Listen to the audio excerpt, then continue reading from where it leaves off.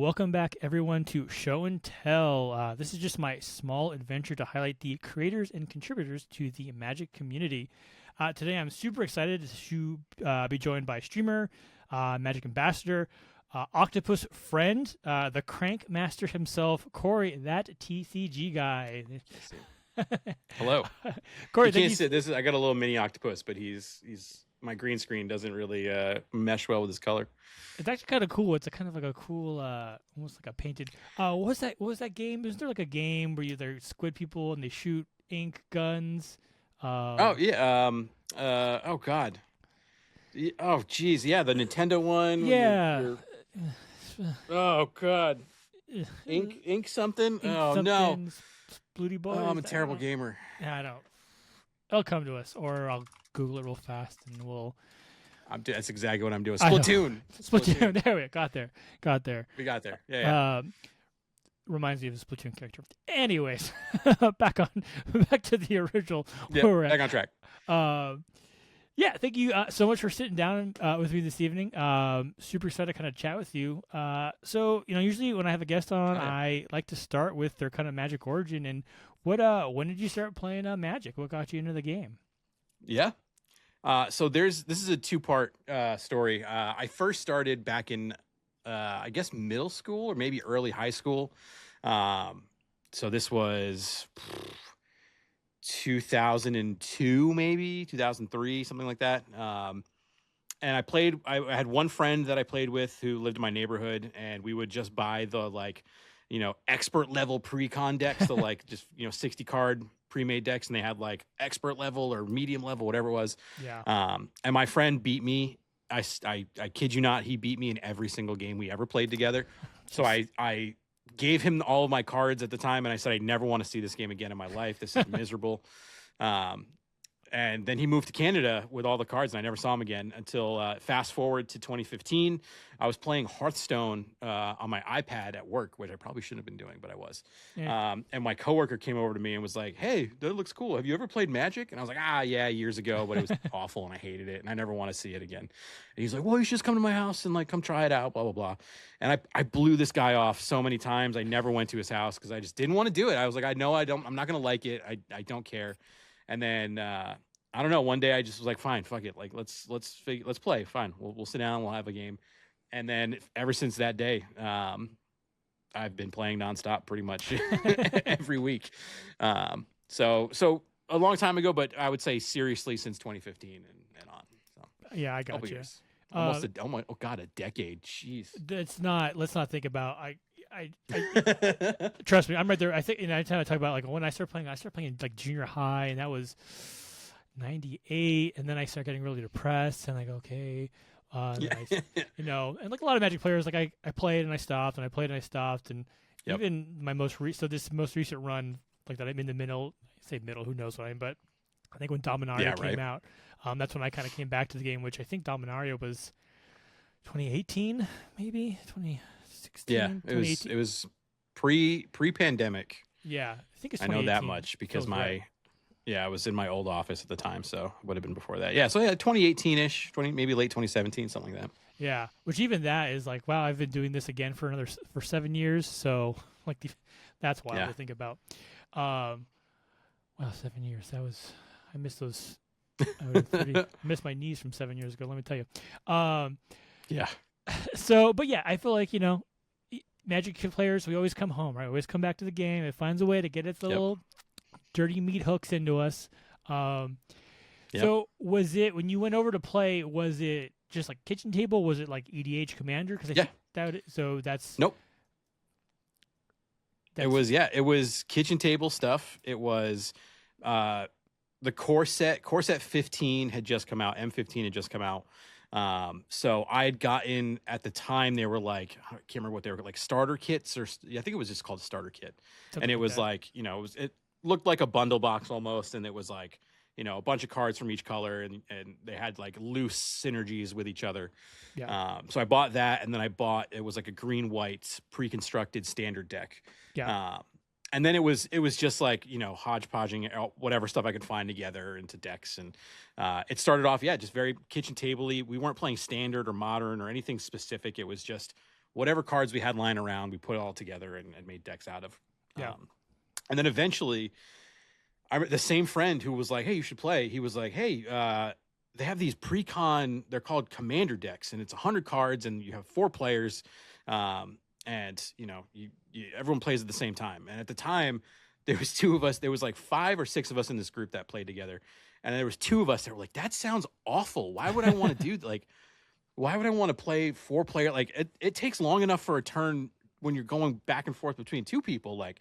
And we tried it, and I remember I got the mono red. Was it Derry? No, not Derry. That's the bird. Deretti. Right?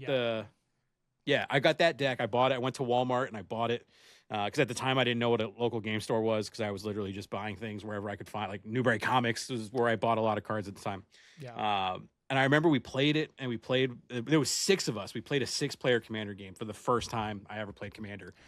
And I remember looking at my friend next to me, and I was like, "It's been 45 minutes since my last turn. Like, what the hell are we? This is so boring. This is so dumb." And then we just kept going, and we just kept doing it. And like, eventually we made a weird format. We called it the cross format, where it was like a 2-headed giant game almost, but like instead of you and your partner going at the same time, it was like I would have a turn, then the person across from me to the left would have a turn, and then it would be my partner's turn next to me, and then it would go across to the other player's turn. So like we made this weird 4-player format that was very akin to Commander, but like you had a partner. So it was basically 2-headed giant, but in a weird way. And then we were like, well, why don't we use those Commander decks in this format? Like that seems pretty cool. Yeah. And then the friend who originally had suggested it was like, why don't we just play Commander? Like, why do we have to do these cross hatch pattern turns? Like, and then we just kind of got more and more into that. And then that's literally all we did. We never went back to playing Standard or Modern or anything else. We just played Commander every week. We played every single Sunday for, God, how many? It was so long. We did it for like maybe 5 or 6 years. Like we played religiously every Sunday. We did it. Like if we missed a Sunday, it was because someone was either dead or dying, like, or like a big family issue or something. Like, that group of friends, unfortunately we've all kind of drifted apart at this point, but like that was like, didn't matter what was going on. We all worked at the same job. So we were off at the same time on Sundays. So we would drive to this kid's house who lived super close by. And that was my introduction to the game. Well, not introduction, but like my newest introduction to it. Yeah. It's when you fell in love with the game. That's where I fell in love with it.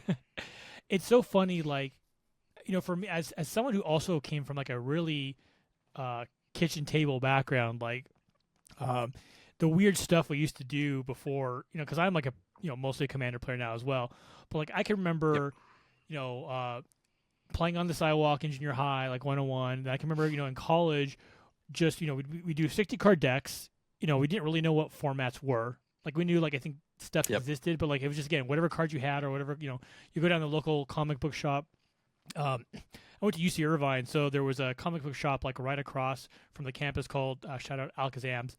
So we'd go there, and they had binders of every set, like singles. So and then they had like the 10-cent bin. So we'd like basically spit. That's how cool I was in college. We'd go there on like Saturday and like spend like 3 hours just like going through the singles and like, oh, here's a card I've never seen before. Like, but then we would do like, I can remember we'd do like 2-on-2. I remember once we did like an 8-person free for all, and it was literally like, okay, everyone pushes a bunch of creatures, and then we're just waiting for Drew to draw the one Wrath of God that we have. Then the game starts, and just like all this weird stuff. And I've always found like Commander to be, I think, what a lot of kitchen table people were looking for in a way, like a format where you can use a bunch of old cards that you had, and it's a little more social. It's not necessarily quote unquote serious as like competitive formats. But interesting. Just like how the I think stories converge. Like you talk about the crosshatch thing. I remember, I don't think it was unique to us, but we tried playing Emperor a few times. Did you ever hear of Emperor? Yep. We tried Emperor. We tried Star. Like we did all those weird fringe things. Oh yeah, Star. I remember we tried. I didn't get Star. I was like, I can only attack. Like, how does this? Just didn't. Yeah. Yep. I don't think I like being limited on who I can and cannot attack. But that's funny. Like, just the it's like coming home to Commander was everything we were all looking for. Yeah. Um, It was, and I think what did it for us was we did the kitchen table stuff for a while where we were playing random things, and then we took a little hiatus for like a month and we played board games. Like, so we got really big into this game called Betrayal at House on the Hill, okay. which is, it's, if you haven't heard of it or you haven't played it, I highly recommend you check it out. It's basically this game where you're building a haunted house as you play, and then one of the players in the game ends up becoming a traitor and triggers an event. And there's like 50, or now there's way more than 50, but at the time there was 50 different scenarios. So it was like whatever room you opened and whatever item you found and whatever player you were correlated into this book of like, okay, now you're playing, this person's a traitor, he becomes a vampire, he's trying to, suck the blood out of all these people. And then you as the heroes have a book. It's like, okay, you don't know what's going on, but your friend's gone, and now you have to try to figure out how to get out of this house.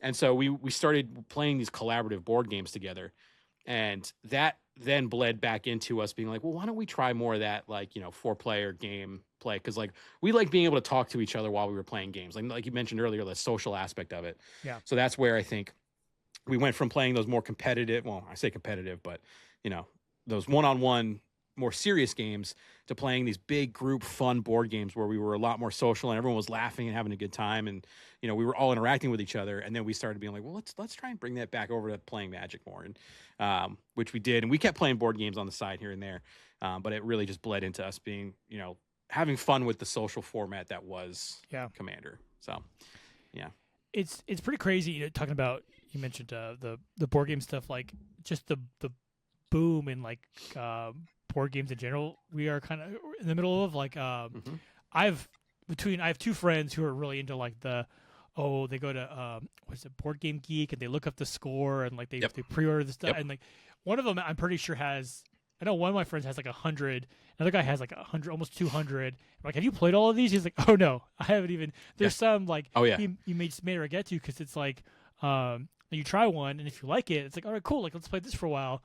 But then it's like there's so many other ones to try. Do you try and do one and not like it and stop playing? It's I can fully flesh with that. Like, so to my left, I have a closet that's full of Magic cards, but to my right, I have 2 shelves that are almost floor to ceiling of board games. So my wife and I, we have an Instagram account called That Board Couple. We don't do a lot on there anymore, but we did for a while, and we did reviews of board games for a long time. And so every weekend we'd go to our game store out here, shout out Battlegrounds in Norton, Massachusetts. And we would just walk up and down the aisles and be like, okay, we're going to get 3 games and we're going to play all 3 of them. And we go home, we play one of them, fall in love with that one, play it over and over again. And the other 2 are still in like cellophane on the shelf over here. And like, this isn't all I had. Like, there's easily between these 2 shelves, more than 200 board games. And then on top of that, I have a storage unit that has another 50 plus, if not more. So I get it. I understand that. Like, there are games I've bought and been like, I can't wait to play this. Oh my God. And they're still in the packaging. I've never touched them. And that's just that's the board game life, It's hard too, because you gotta sometimes like the rules alone are like, okay, let's take 2 hours to. My friends and I, we play this one called Nemesis, which is basically Alien, the board game, and the setup alone takes like an hour and a half just to get the board ready to go. But it's just wild, like because I remember my friends were kind of talking about being into the board game thing before I really understood it. I'm thinking like, I mean, okay, a board game, like, is it like Monopoly or whatever? Like, Monopoly's cool, but like, I don't. It's like, no, this is completely like these are like in depth. It's basically like almost like a full on like tabletop RPG adjacent experience. You know, it's not just we're gonna roll a dice and move a thing. It's like, no, like you got cards and you gotta do this and you gotta fix things and you gotta do that and this and that, and it's just like the level of complexity of these things is wild. There's some deep strategy on these things, and then there's deep competitiveness too. Like, there's a game that my wife, me, and my niece play a lot called Root. And anybody who knows the game Root, that is a commitment. Like, there's so many pieces to that game, and there's so many. Like, I won't go too deep into it, but each there's four in the base game. There's 4 factions. Maybe there's 5, and each faction has their own rule book. And like when you're playing it, you only care about your faction. I don't care what the cats do. I care about what my birds do, and I don't care what the raccoon's doing in the woods. I care about what my fucking birds are doing. So like, it takes. You said like you're not kidding. It takes probably 30 minutes to set the whole board up and all the pieces because there's 1,000 of them, and then you got to sit down and you got to I got to read my rule book for the birds. For my clan here, I got to figure out what the birds want to do. But then at the same time, my wife's trying to figure out what the fucking cats do. Like, it just takes so long. Yeah. But it's so rewarding when you get through it and you figure it out. And like we watch a lot of YouTube channels about like how to play certain board games. So like we'll sit down and we'll watch a how to play video before we even open the box. Oh, so that way we have a good idea of like, we can at least go into it with a general idea of like, okay, this is the basics of what we're trying to figure out, and then we can fill out all the rest by reading the books and everything. So, this hobby is no joke. You're in it, and these games are complex. But then on the other side, there's like Ticket to Ride that I think is insanely fun and super easy to pick up. Yeah. So yeah, there's spectrums to everything, but board games especially. It's not just. I love it when friends. I have similar friends who are like, yeah, man, like, what do you play, Monopoly and Shoots and Ladders and stuff? It's like, oh, it's so much more than that. Like, are you ready to listen to me talk for 2 hours? Because we're gonna get into it. Like, it's like, brother, I have to watch a 2-hour YouTube primer just to get ready to start this game, just to set it up. Like, this is not Boardwalk in Park Place. Let me tell you. No, it's crazy. But I love it. I wouldn't. We haven't gotten to play as much since we had our daughter 2 years ago. But like we every once in a while we'll be sitting at dinner because it's I have a small apartment and our one of the board game shelves is like right next to our dinner table. So we'll be sitting there eating and like, oh man, I would love to just play Everdell one more time. And we just long for it and we stare at it and we're like, yeah, well, you know what? We'll do it next week. And then my daughter will throw spaghetti at my face and I'm like, okay, we got to wait a little longer. So. Yeah. I have one of my good friends, him and his wife are kind of in the table. Maybe they play Everdell. They play one. Basically, they're very slowly incorporating their kids as the kids kind of get older, into like the board game stuff, and one of the kids is kind of he's really into Spider-Man and he's kind of shown interest in Magic. So like I got him like the Welcome to Spider-Man welcome deck. So I was like, hey, here's Spider-Man and he's like, oh yeah, let's. So my buddy, his name's Scott. He's like, yeah, like John's really been interested into the Spider-Man deck. So like we'll have like another person we can always kind of pull when we need a fourth. I'm like, yes, excellent. We need more players. So I'm hoping when Ellie gets old enough that she'll be into it. And it's funny. I heard there's an interview with Brendan Lee Mulligan, who is a humongous D&D guy. And he's talking about his daughter. And it's like, I want Ellie to be into games and I want her to be into all this nerd stuff, but I'm not going to like force it onto her. I'm just going to kind of, if she gets into it, I'm going to let her be into it, but I'm not going to like push it, Yeah. Because my goal, my life's goal is to have one of my kids be into the stuff I'm into. But, at the same token, I don't ever want it to feel like it's a chore for him. So she's 2. Like I have so much time to just subtly imprint on her brain that this is all fun. Yeah. But yeah. That's too funny. Well, so that kind of brings me to another question. Magic player, board game player. Your name though, in general, that TCG guy, implies that outside of Magic, there are other TCGs that you enjoy. Is that fair to say? Yeah. So yes. What else do you play? Let's talk some TCGs. I've been a long time card, TCG, CGM. I started on Star Wars CCG, the customizable card game. That was like my Bible for card games back, in elementary school. So like what other games do you enjoy? What have you played or still play, I guess? Yeah. Obviously most recently, I'm sure enough people have seen it on the interwebs, but like Riftbound that just came out, the League of Legends game. Yeah. I know zero about League of Legends. I don't know who the characters are. I don't know what the world is. I've played maybe 2 games and I got yelled at and said I should move into a river. So I hate the video game. I think it's the most toxic, and I don't care. I'll say it. I think it's the most toxic gaming community that I've ever seen. It's wild. But the card game I played, yeah. I was just saying it's so It's Arcane. nuts. Arcane is kind of based on that world, right? And Yeah. there's like, so I played a bunch of League of Legends back in the day too. So it was a lot of people who were really into Arcane who didn't play. All the former League of Legends players like, no, do not play the game. Enjoy the show. Yeah. Do not subject yourself to the terror that is that world of game. It's because the people in that game are not They're nice. so mean. They're needlessly mean. Yeah. We'll get back into the cards in a second. My one League of Legends story is the second game I played, I told them in the freaking pregame chat room or whatever it is. This was like maybe 2017, 2016. This was years ago. I was like, this is my second game. I don't know what I'm doing. This is how I like to play. Please tell me what I should do. And every single person in that game was like, borderline, like, you should just go die. Like, it was awful.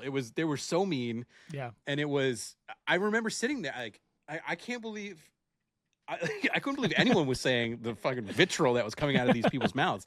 But like, I was very open. Like, this is my second game. I don't know what I'm doing. I want to learn. I want to get into this. And like, everyone, like, they were so mean. It just completely shut me out. And like, and it was to the point where like, I never went back to it, even in the sense of like, let me just try it again and see how it, like, I never cared. I didn't care. But that being said, the card game is super fun. I played with Bobby Christine for the first time a couple nights ago, and I had a blast. Again, I don't know who the characters are. I don't know anything about the world, so I'm learning all about this as I'm playing. Yeah. But it's super fun. It's really easy to pick up. I don't work. I know a lot of the Magic creators are kind of also Riftbound people now, but like I haven't talked to any of the, like I haven't talked to the people who work at Riftbound or anything. So like I'm not shilling out for them, but this game was genuinely a good time to play. And it was super fun. But to keep going on that, I also play a little bit of Flesh and Blood here and there. Okay, yeah. I play a little bit of the Digimon card game here and there. And then I collect Pokemon cards. I don't necessarily play the game. Yeah. But I like my nephew is really big into collecting the cards. So like he got me into like opening up Pokemon cards. And again, I don't know I know the characters. I'm big into the game of Pokemon, like the video game. Yeah. But I don't know like what cards are good, or like, we'll be opening packs with my nephew and he'll lose his freaking mind when you open like a foil EX Charizard, whatever. Yeah. He's like, oh my God, that's worth like $50. Like loses his mind. And that genuinely gets me like excited too. So like I like opening cards with him and collecting that aspect of it. But like as far as TCGs that I actually play, Flesh and Blood, Riftbound now, I'm definitely going to be playing more of that. And then I got the Star Wars, was it Star Wars Unlimited that came out? That's the latest one, yeah. Yeah, I tried it. I don't know if I just didn't really grasp it. I only played it once, so maybe I got to give it some more time. But like it didn't hit the first time I played, which is granted the only time I played. But I feel like I got to give that one another shot. But no, I definitely dabble in more than just Magic. So yeah, I feel like usually when you peg one, like the allure of cardboard, especially shiny cardboard. It's funny you talk about the Pokemon thing. Like I don't play Pokemon. I played like Pokemon, the video games growing up. I collected the very first set of Pokemon. It actually it paid for my master bathroom remodel because I had this. It was like first edition. So nice. So good job, little Drew. But the new cards, like I see people post like kind of using the X Charizard, like they look cool, like they look gorgeous. You know what I mean? Like the rainbow foil stuff that you're doing, and I think Magic is finally kind of starting to catch up to that in some aspects. Yeah, the Star Wars one, I tried that too, as I'm a big Star Wars guy. So I was like, oh, and they had just discontinued. So the previous Star Wars card game was called Star Wars Destiny, and it used like dice and stuff, which I was like, that's kind of annoying. But it was fun. I bought way too much of it, and then it immediately got canceled. And then they brought this new one out, and it's a weird like, I think it's like there's two sections. There's like a space and a land thing, and there's like a little too much kind of going on for me. So I was just like, I just didn't like to your point. It didn't really hit the way I wanted it to. Yeah. So I just like they have a bunch of sets now, and like the cards are like they look really cool. Like I think that they're doing a lot of cool stuff with the art and but like I mentioned earlier, Star Wars CCG was always like my first love, and there's like a nostalgia there that game. You want to talk about complicated, like. the rule book on that thing is like, it might only be second to Magic and just like the level of complexity, because there's like just stuff like you just have to kind of know about certain areas. Like, so like Dagobah is like there's like systems and sites, and like you can't deploy directly to Dagobah unless you're basically Yoda or Luke. Like if you're the dark side character, you have to like go to the planet and you have to land your thing. It's just like it's just like weird, like just like super. Yeah. But I think that was why it was so cool. Was like the rules for particular areas felt so thematic. Like it was like, oh, you have to know. Yeah. You know, if you're the light side on Hoth, like, and you have the main power generator, the first 2 sites the dark side can't deploy because that's how far the shield goes. Just like stuff like that, where like, it's like super cool. But it's just, it made you feel like you were in the movies. Yeah. Right. It sounds like. Yeah. So that's cool. Just a lot though, you know. But yeah. These games, man, are very complicated, and that's like. It's daunting for new players, and that's why I like what Magic is doing with like the beginner boxes and like Jumpstart and things like that. Like I wish more games would adopt, that like because they come out with like like Riftbound came out with these champion decks that are they're supposed to be their intro decks and they're great and everything, but like give me a product. I guess Riftbound did it with that. What is that like? They have a box set that came out as well. I didn't get it because I can't find it anywhere, but I like seeing companies be like, we know this is complicated. Here is a box with things you can do with your friends to get you starting and at least get your foot in the door. Yeah. With things like Flesh and Blood and even with like Lorcana, like there wasn't that like, hey, this is a complicated card game. Here is a very small set of rules you can play to know what you're doing and get your foot in the door and get you interested. It was just like, and I guess there's a draw for that too, like that doesn't hold your hand, and you gotta, you go in by the seat of your pants. I don't know if that's a phrase, but here we are. It's late. I'm tired. But yeah. So I love card games in general, and I did the same thing. I grew up on the original Pokemon game, card game, and it's funny. I found a lot of my original cards as well, but apparently I had gotten rid of all the really pricey ones because it was just a bunch of like Squirtles and Bulbasaurs and stuff. But it's fun to go back and see those. Like I went, I was at my parents' house helping them clean the basement, and I found a binder of just old Pokemon cards. I'm like, oh, this is cool. Yeah. So it's funny how little squares of cardboard can make you feel. This is true. Yeah, I just an assault. I mean, because you associate the cards with moments or events, and I think that's like for a lot of Magic people why we continue to play this game is you'll be hanging out with your friends and someone will do something with a card or hit some sort of weird line and something crazy will happen. You're like, oh, that was so cool, like, and that's the kind of stuff that kind of sticks with you, long term. So, so that's that's super cool. Card games, like, gotta love them. Yep. So what I always find interesting though, and that's kind of one of the things that really, for me kind of prompted like this show actually is when you take an interest like Magic, and then you kind of go to the next level and you do stuff where you host Commander streams on Twitch. So for those who don't know, which if you don't know, now you know, Corey does a Commander show. I believe it's Monday and Fridays. Is that correct? Yep. Mondays and Fridays. Mondays at 10 p.m. Fridays at 10:30. Yeah. East. I've been on a few times. Always a great time. When did you decide you wanted to? Well, let me back it up. When did you decide you wanted to start streaming? And did you immediately just go, yeah, oh, I want to do like a Commander kind of thing, or did you try to like streaming like gameplay? Like, what was your streamer career like? How did that? What was the origin of that like? Yeah, so that goes back a little bit to 2018. It was right before the pandemic hit. And I remember, so I've been playing, every Sunday with that group of friends I was telling you about. And we all shifted a little bit. Like some friends left, new friends came in, but there was always this core group of 4 of us. Mm-hmm. And I remember watching, the Command Zone and being like, I would love to do this. I would love to talk about this game. Because literally, that's all I thought about. Like, besides my relationship and my job, I would literally just, like, at night be tinkering with decks and looking at cards and, like, how can I, build around certain commanders? How can I build around certain themes and all this stuff? And for some reason, I thought I had a voice people would want to hear, and thoughts and ideas that people would find interesting. And I remember reaching out to two of my friends from that group and being like, hey, I'm thinking about making YouTube videos at the time. I was thinking about starting a YouTube channel, and I want you guys to come and help out with it, and be a part of it, and work on this stuff with me. So we formed what was called we called it the Commander Crew.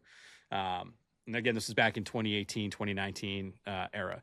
And at first, all we did was YouTube videos. We just did that like talking head like this. We just did these like we all got on a Zoom call because this was maybe we did Discord. I can't remember. It may have been Zoom at the time. And we would just talk about a theme of some sort. It was like, what were our favorite blue cards in Commander? Or like, what was our favorite Commander that came out in the last 2 sets? And we would chat about that stuff.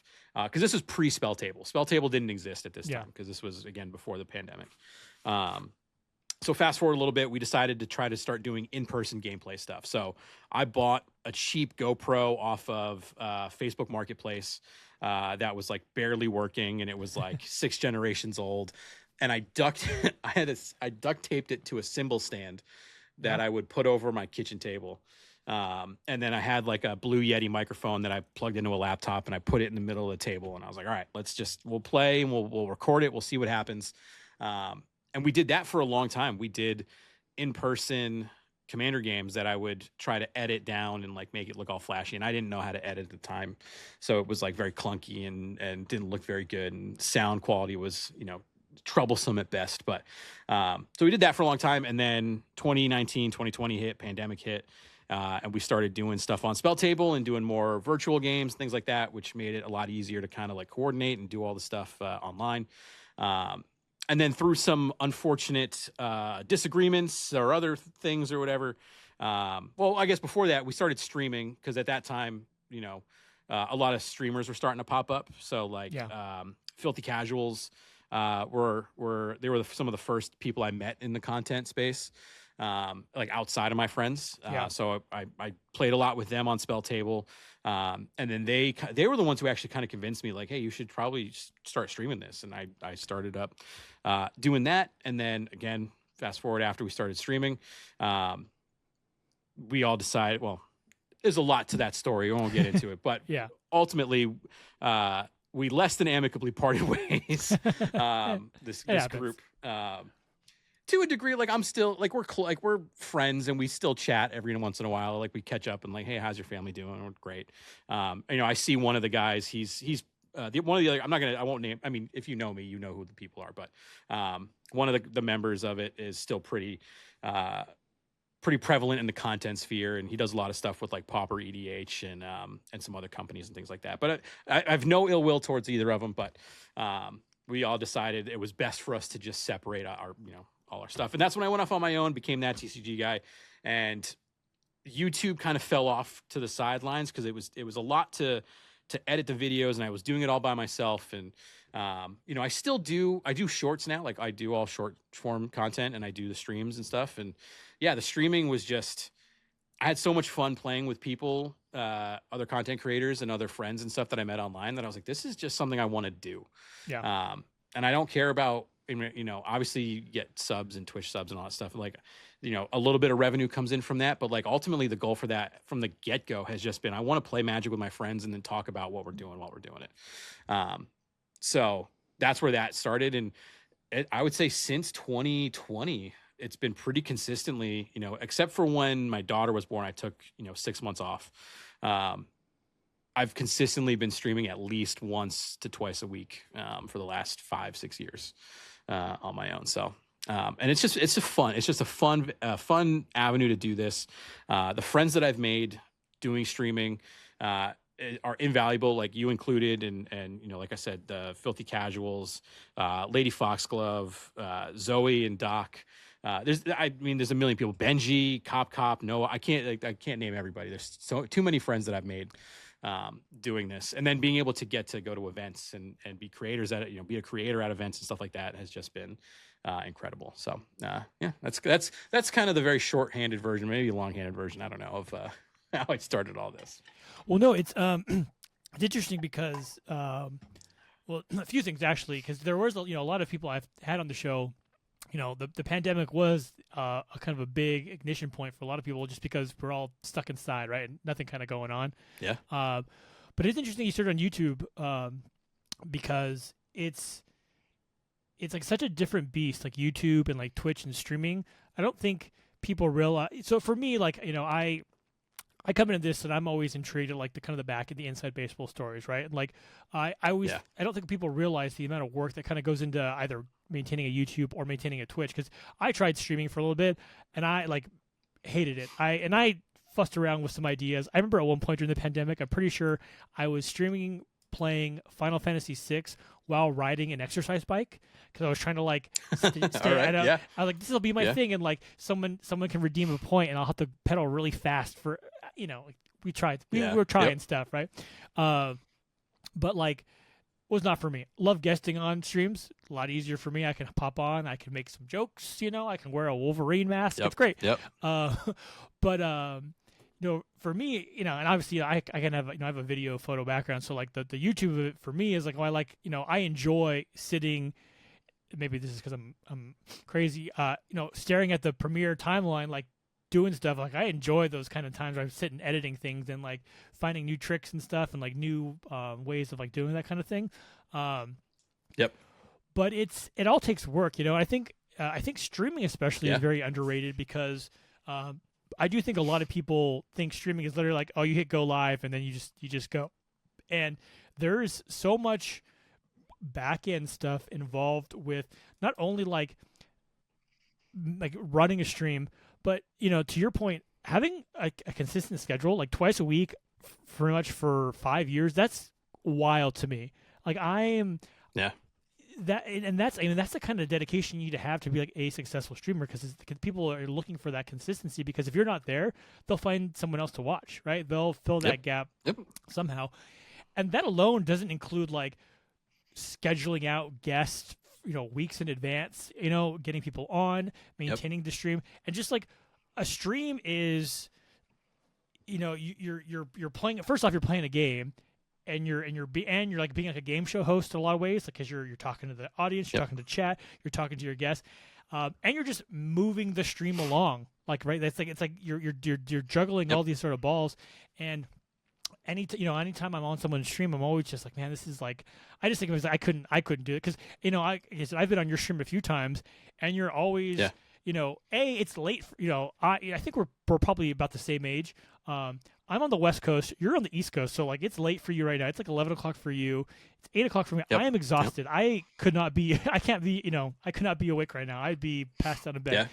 So not only is it late for you, you're on there like being funny and being charming and like playing Magic. Like playing Magic when you're tired is like one of the hardest things in the world. It's with three other people. Awful. Yeah.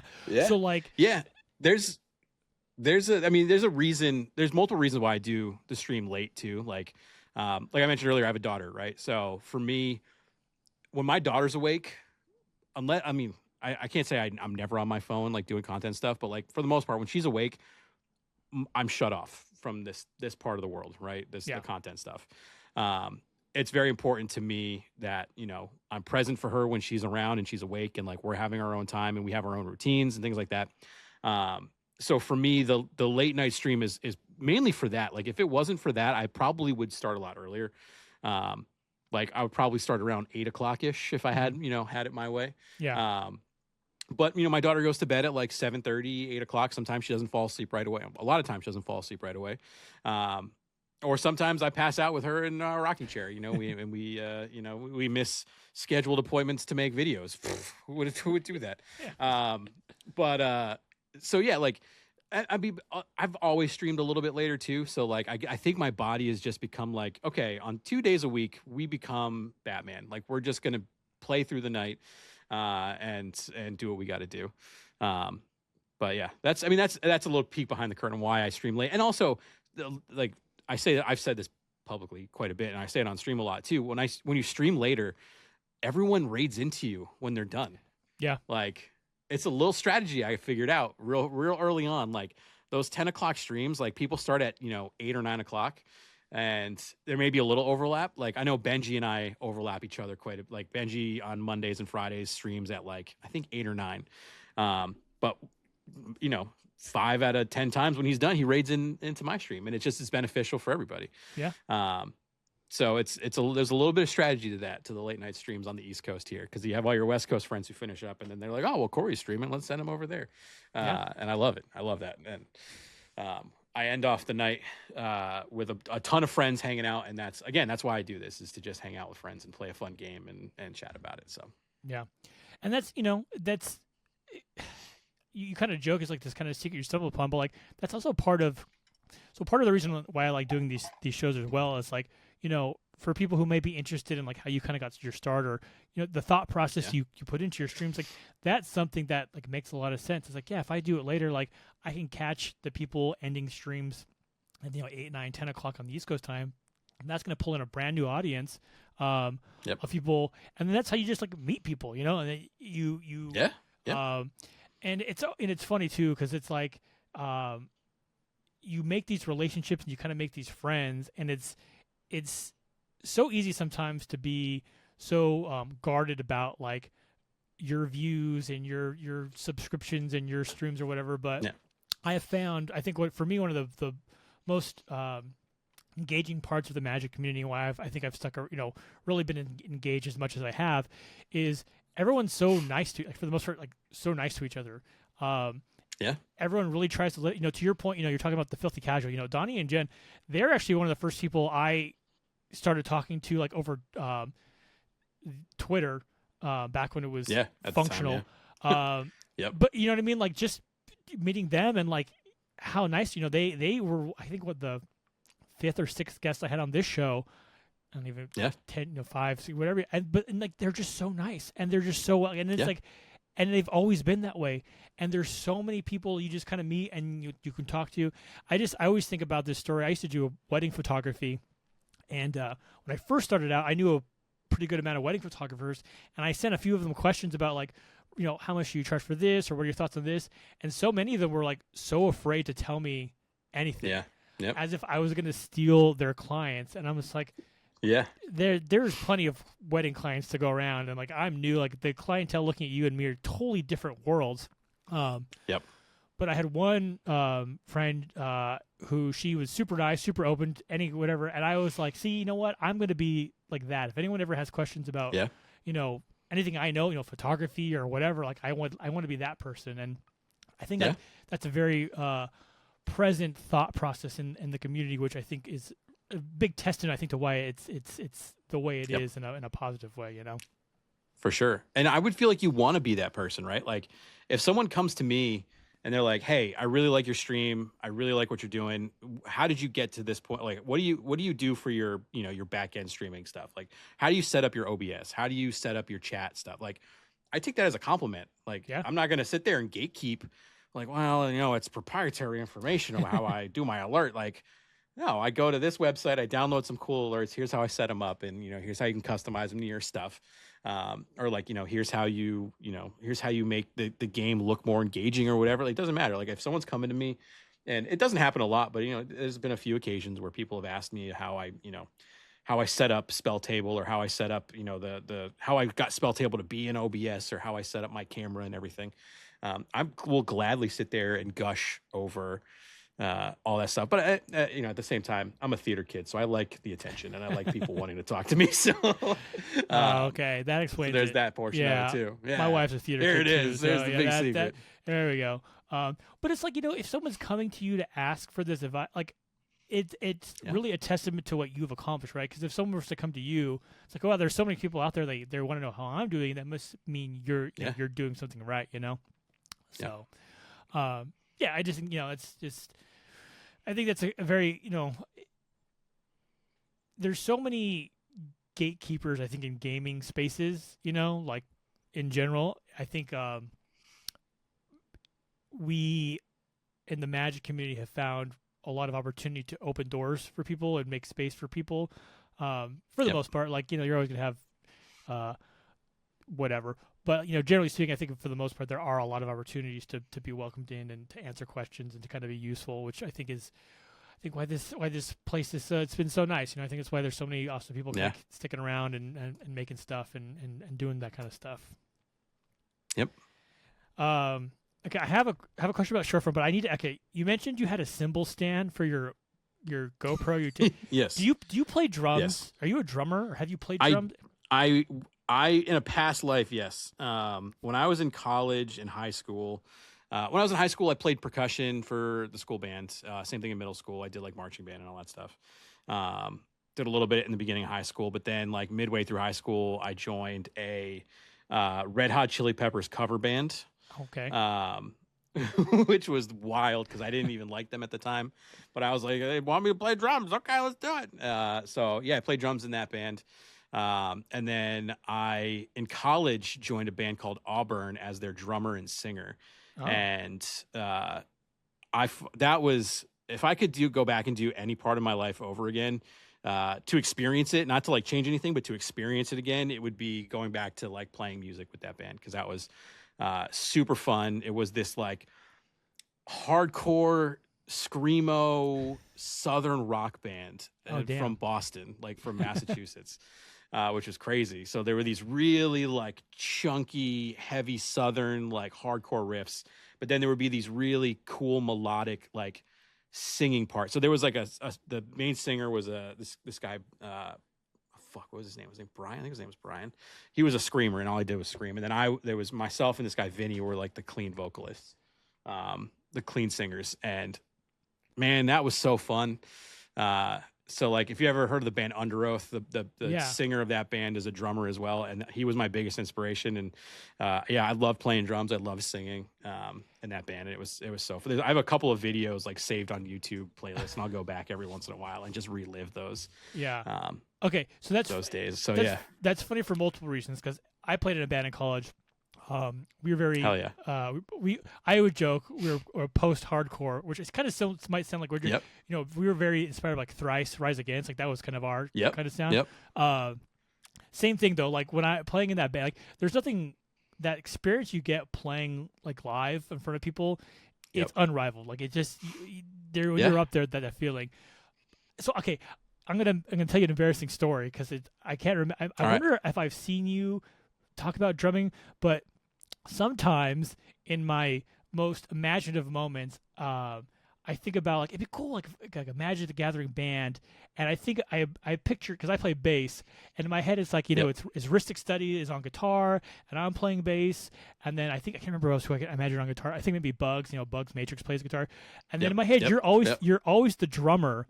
And I'm like, I don't actually even know if he plays drums, but for some reason you're always the drummer in these fantasies I have. So it works out. Yeah. No, I don't know if I've ever talked about it in the content sphere, so it's possible. Yeah. That's so funny. That's great. That's funny. I just sensed you through the music force that like he just got drummer energy. Like maybe that's what it was. I'm a performer through and through. Like, I did all that when I was in high school. I did drums. I did theater. So I was in a bunch of plays in high school. Yeah. And then pre-pandemic, before I was doing content, I did stand-up comedy for like 4 years. Oh, wow. Okay. So like, I would tell dick jokes to strangers basically, on a weekly basis.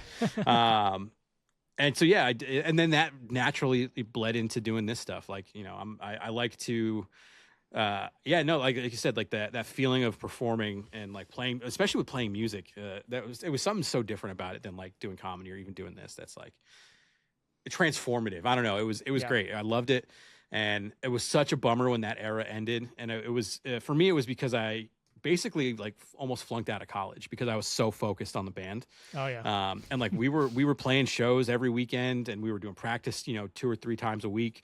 And it was far away from where I was going to school. So I was driving like an hour, almost like 2 or 3 times a week. And I was, neglecting homework and missing, midterms and finals. And I remember getting a call from my advisor at school, and he was like, "Hey, your grades came in for midterm, and like you failed a class, you got dropped from a class, you got an A in one class, which is weird, and then you got a C in another one." He's like, "You're going to be on academic probation. Like, I don't know how else to tell you this."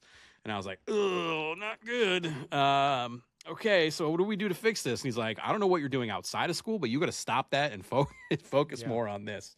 And so it was like it was a tough decision, but talking with the guys in that band, and it was like, all right, I clearly need to focus on, some of those guys, like some of them were a little bit, older than I was at the time. I was a freshman in college, and they were like 2 or 3 years older than me. So that, some of them had already given up on school. Other ones like, didn't care, so they were much more focused on like, this is what we're doing full time. And I was this like, at the time, 17, 18-year-old, like, I can play music too, guys.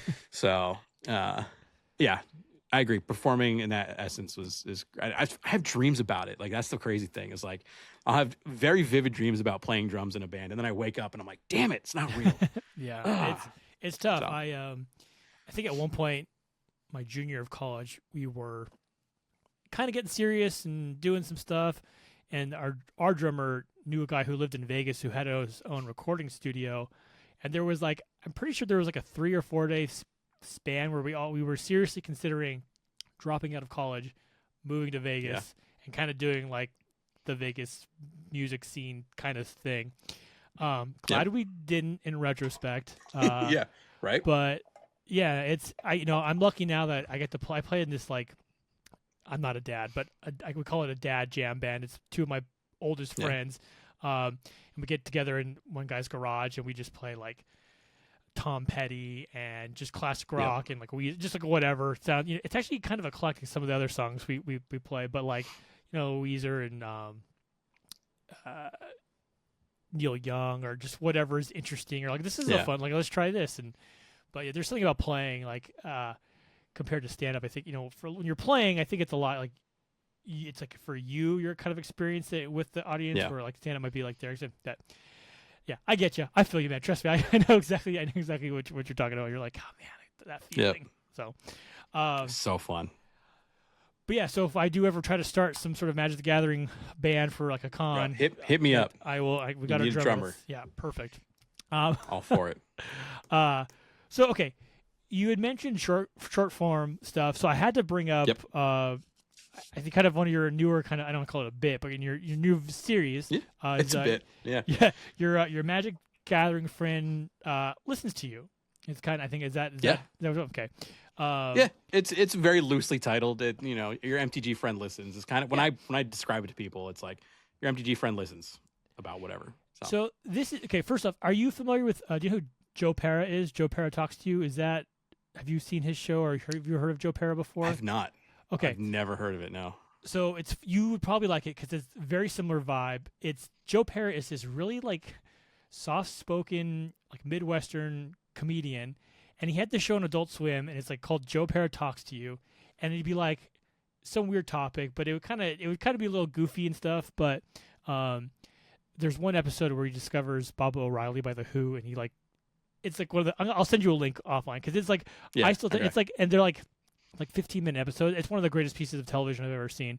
But it's very just like kind of that similar vibe. But I mean, pretty much you just kind of, you pick a topic and you kind of come out and you just kind of, it's like a vintage thing. And the first, do you remember what the first episode you did was called? Was it the? Yeah, it was you listened to your friend talk about a salty game they had, or about being salty or something like that. Yeah, and it was based on. I had done a stream with Benji the brewer, and he played a mill deck, and I hate mill. I hate playing against mill so much. It's my least favorite thing in the world. Yep. And he kept milling me out, and I was just very pettily destroying very like non-remarkable things on his board I didn't need to destroy because I was so mad. And he was like attacking me. He was milling me for something. And then I'm like, you know what? Chaos Warp your stupid Land of War Elves or whatever it was. He's like, my Land of War Elves is doing nothing. I'm like, I don't care. And like, I was just being so petty and salty about it.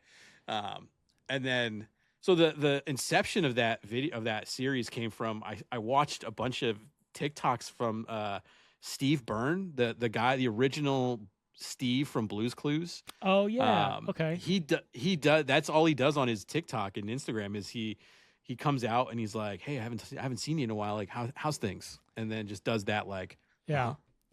Oh yeah. And I was like, no one's doing this in Magic. Like, I haven't seen anybody do anything like that.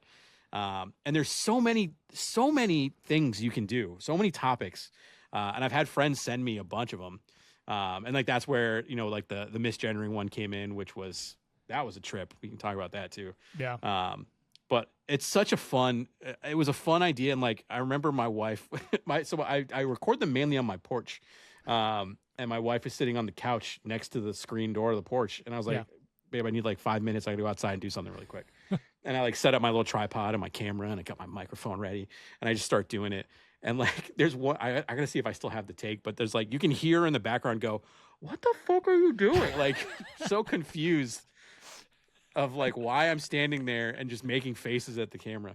Yeah. But it's a really fun, just kind of like, the amount of people who've reached out and been like, "Hey, I needed to hear this," or like, I needed somebody to like listen to me about this thing. Yeah. Has been astounding. So it's a fun, meaningful, and kind of fulfilling project that I wasn't expecting to be this fun and interesting to do. Well, so like I remember the first one I saw it, and I was like, I watched the whole thing, and I was just like, oh, like it spoke to this is gonna sound like hyperbolic, but like it kind of, I was moved in a way because it spoke to me, because I understood that moment of being like super salty or just mad or like about, and like, again, it's like magic, right? It's like not that big a deal, but it was such a genuine like way you delivered it, and it was just one of like, oh yeah, like this. It made me internalize something in a way that I felt like I was like, oh yeah, no, this really it. But what's also, kind of the magic of it, you kind of mentioned that the misgendering one, right? Very large magic trans community, right? And yep. It's one of those things where it's like a funny sort of thing you do, but it also allows you to kind of like touch on like an important idea in a way that's not super like aggressive, I guess. It's like it's a very like meaningful way to kind of approach that situation, because I'm sure there are unfortunately a lot of trans people who have probably been misgendered and have felt bad about it and have not had maybe the opportunity to kind of express that in a way, and it just was like it's such a sweet note to them. That one was interesting. So that one was a recommendation from a friend of mine who is trans, one of my best friends, and she sent me a bunch of stuff. I hang out in Discord chats with her all the time, and after I did a few of these, we were just kind of like going back and forth and like, okay, what are some other funny ideas and things like that. She gave me a bunch of other ones, and then there was one of them was like, hey, you should listen to your friend talk about getting misgendered at a LGS or something. And I was like, okay. I was like, am I the right person to do that, to make that video? Yeah. And she was like, look, you're a genuine person. I'm not saying this to like toot my own horn or anything, but she was like, you're a genuine person. Obviously people who know you are going to know you're not doing it out of any place of like, clout farming or anything like that. Yeah. So I remember I sat on it for a while. It was like 3 weeks, 4 weeks or something that I was like, I just don't like, I always had it in my Google Doc of like ideas and stuff. And I kept going back to it. And I was like, if I do it, I want to make sure I do it the right way and everything. And I filmed it, edited it, and I sent it to I'm in a group of friends again on Discord that we hang out a lot. And there's a few people in there that are trans. And I was like, hey, look, here's the video. Please be brutally honest with me. If you think that it's coming across in any other way that's not genuine, let me know and I'm scrapping the whole thing. Or I'll go back to the drawing board or whatever. And they were all very, very supportive and said that, the message was good. It didn't come off, any sort of way but genuine, which is what I meant it. Yeah. And I remember the night before I posted it, I was in that group chat with all of them and I'm like, I'm really fucking nervous about this one. Like, it's a very divisive topic. We live in a world right now that is not very, not very attentive to people's feelings. And B, I just was really nervous that people were going to think it was me coming across as like, I want to get clout with the trans, with the trans community. I want to, and that's not at all what it was. So I had a very long conversation with my friends about it, and they were like, look, just post it, see what happens. I think you're going to be surprised by the response of it. So I posted that one, and then it's probably one of the best performing videos I have on any of the shorts platforms, maybe except TikTok. That one did. My TikTok videos lately have been all over the place, but like YouTube, Instagram, especially Bluesky, especially like it went crazy on Bluesky. Lots of people were like reposting it and commenting on it, and I got a lot of messages from people from that one who were like very appreciative and were like, "Look, I needed this, Yeah. and I needed someone to recognize that this is a thing, and like you said, bring light to it in a way that's not, yeah, they're jokey videos for the most part, but." Especially one like that. That one was such a serious topic and it's such a serious thing that people go through daily in this community. Whether it's at a game store, whether it's on Spell Table, on streams. The amount of times I hear it, in people's streams of like misgendering people they're playing with in pods and stuff, and it's like it's constant. Yeah. So that one was definitely. I'm really glad I did it. I'm really glad it came across the way I was hoping it would. And obviously there were people that, there were comments from crappy people who, just don't support that community or like, don't care. Though, funny story. There was one guy, this one dude, I think he deleted all his comments. There was one guy on Instagram immediately was like, just stick to making magic. This is stupid. And got into a big argument with another friend of mine on this Instagram post. And then they sent me a message. They were like, I won't say the whole thing, but it was along the lines of like, hey, look, I was maybe a little too harsh in my comments, but, I just don't think that this is a topic you should be talking about, blah, blah, blah. And I responded in a very genuine way of like, look, I have friends who go through this. I don't expect to change your mind. I'm not here to try to change your mind. I'm just here to spread awareness of this thing that happens to my friends. And I want them to feel like there's somebody who will sit there and listen to them if they want to talk about it. If they don't want to talk about it, they don't have to.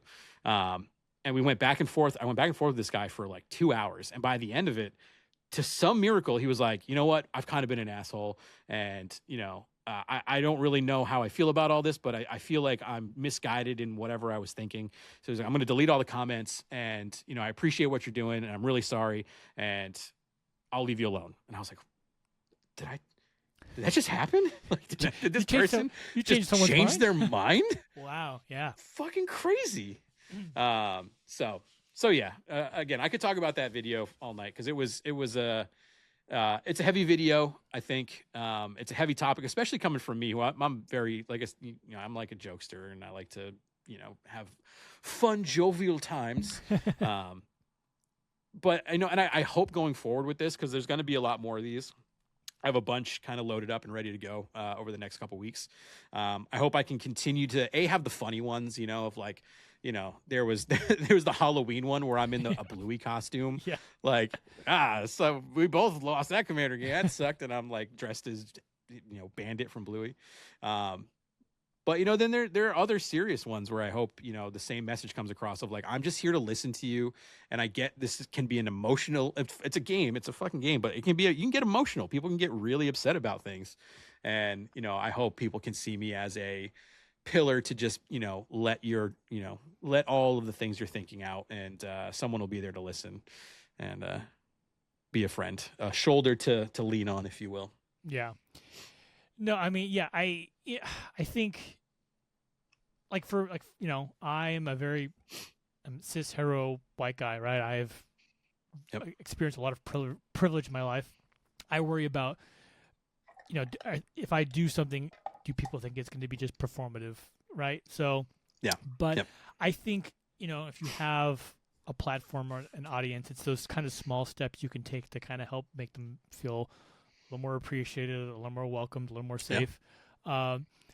And yeah, I think, when you kind of couple those sorts of videos of silliness and jokes, but also, earnestness and, just kind of being open-minded, I think that's kind of a very good way to approach it. And like, it took 2 hours, but you got when was the last time someone on the internet changed their mind about something?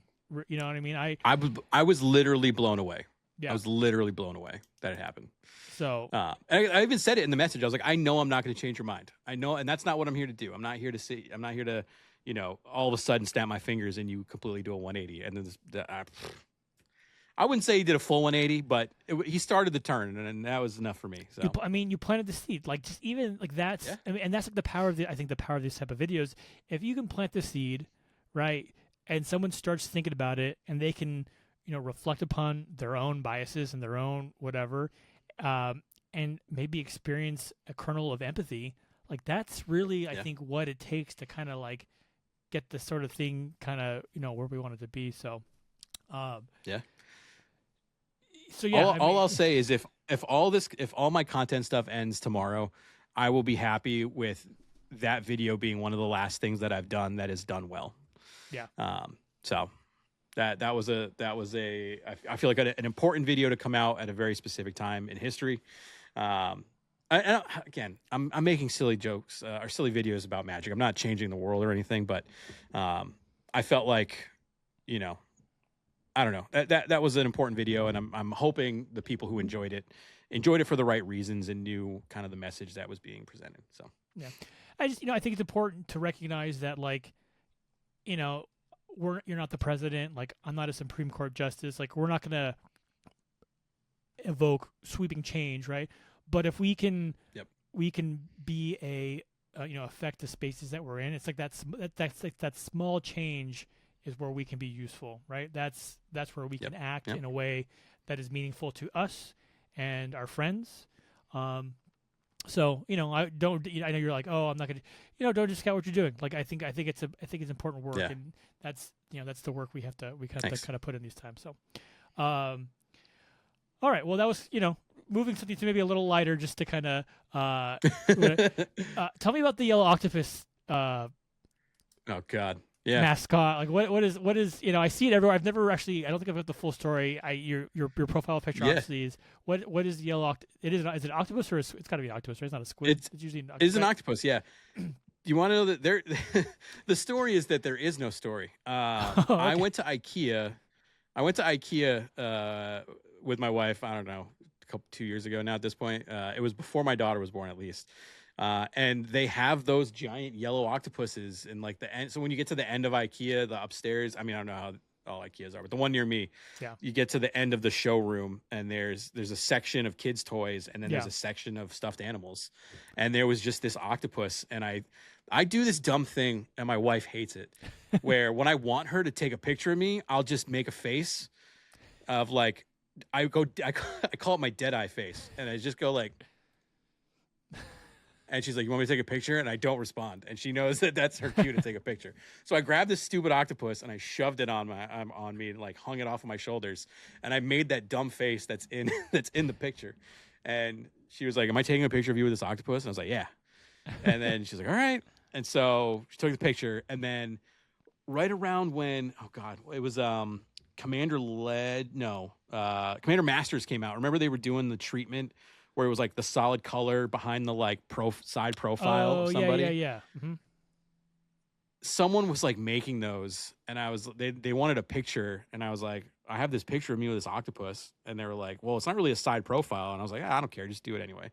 Like, we'll make it anyway, it'll be fun. And they sent me that what is now the like background of most of my profile pictures, of that blue background and me with the octopus, and that just kind of became synonymous with me. And someone sent me, I didn't buy the octopus that day, but then someone sent me that octopus in the mail.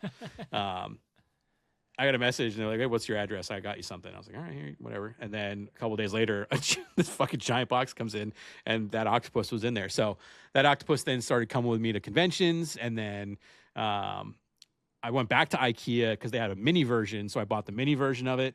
And then this one, which again looks all inkified, Gavin Dugan, right? He's the other old rules committee guy. Yeah. Mm-hmm. I was in MagicCon Vegas last year, and he came up and he was like, "Hey, before the convention's over, my wife made you something."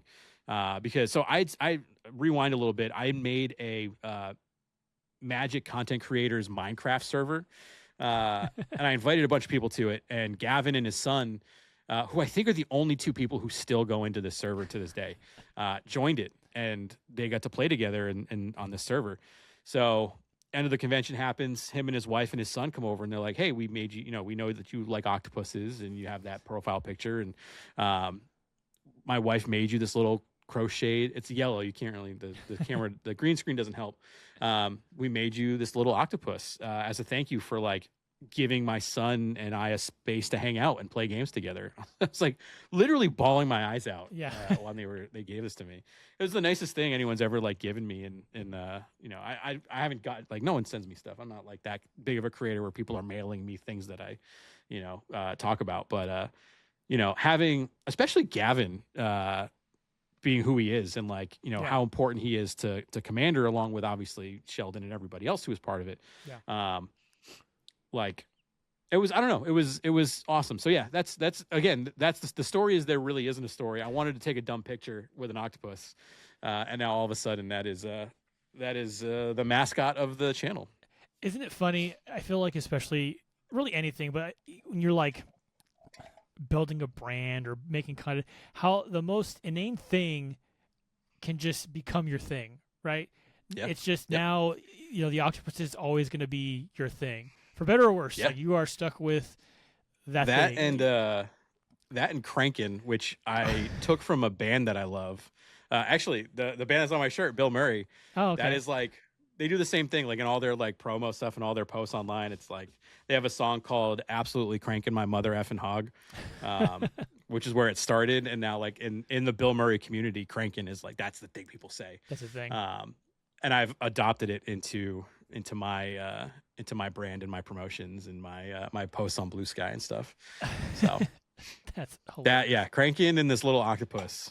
We're like that's me. It's pretty. You know what? It's some good branding. That's it is. There's content creation 101 is you know, find a brand, find a thing, stick with it. Don't choose one of the most generic phrases like show and tell. Don't do that. Because like show and tell, to this day, I'm like, oh god, I could have picked something so much more unique, but instead I picked like one of the oldest phrases, and like something you play with like your 2-year-old. You probably play show and tell. You know, you're just gonna go to kindergarten. Like let's show and tell. Anyways, but it's perfectly fits what you do. Like you're showing your community. Like basically, this is a giant show and tell. Like I'm coming up to the front of the class. I thought it was so clever and yeah.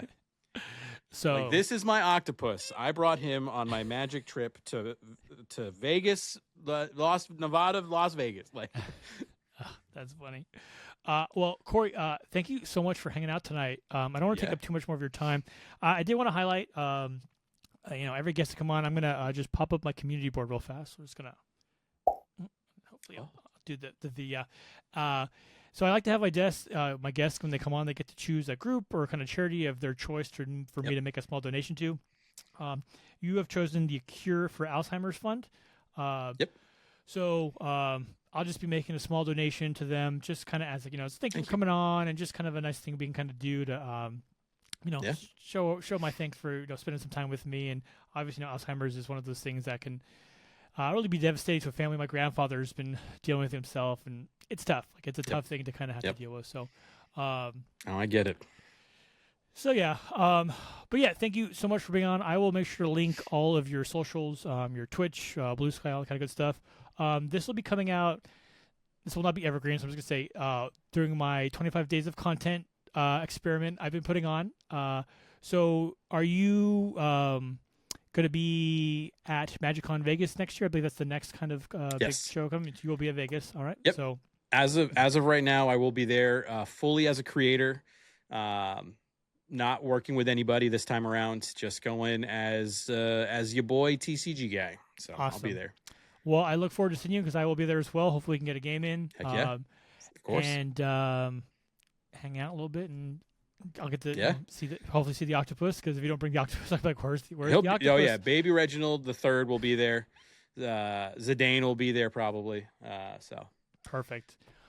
Yep. All right. And you know, if you watch the show and you enjoy seeing people come on and ramble with me for an hour, feel free to hit that like and subscribe button. I'm trying to be more proactive about telling people to do that. You know, I think that's how YouTube works. You hit subscribe, and I could be better at being more consistent on doing stuff. But you know, that's a me problem, not not a universe problem, so we'll figure it out. Wait, but didn't you just say you're doing 25 straight days of content? I This did. month? Like that's I pretty did. consistent. That's yeah, good. I guess, yeah. We're you know, I'm very volatile. It's either like once every 4 months or 25 days straight. So we're just Yeah. you know, all Trust me, I've been doing once a day posts on Instagram for the last year and a half, and it is exhausting. Yeah.